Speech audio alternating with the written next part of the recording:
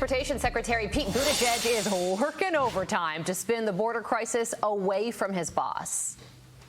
So the whole move to try to come up with something, that didn't come until it became clear it was going to be a major campaign issue. We know what President Biden said about inviting people in. We know that he got rid of all the things that were keeping the border closed that President Trump had put in. We know that he got rid of all those. So when you say it's not his fault, that's literally not true. It's literally not true that he got rid of the measures.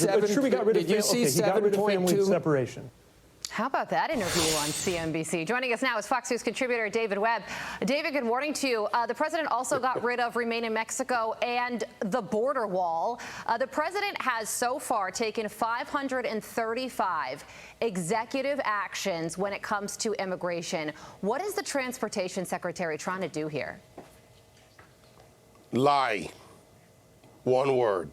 Because we're supposed to believe that those initial 91 executive orders, the actions you're talking about, the fact that the president goes to the relatively the safest point on the border to try and sell the optics that it's safe. He didn't go to San Diego. He didn't go to Eagle Pass, Texas, where former President Trump was. And the fact that your communities, and you just had a guest on that you ran a sod of, that your communities or our communities all across America don't see this, resources being used on illegal aliens while veterans are being pushed out of homes for their, this is ridiculous. It's a lie. It is gaslighting the American people. Pete Buttigieg couldn't get transportation right, infrastructure. He doesn't care about that. He's unqualified, actually, for it.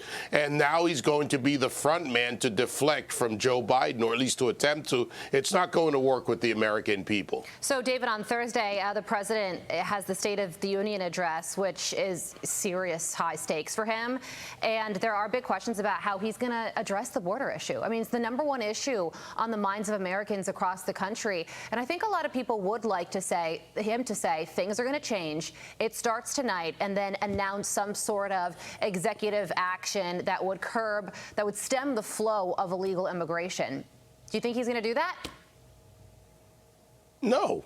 He's going to, well, he might call us Neanderthals again. He used that again at the border. The new version of Hillary Clinton's deplorables.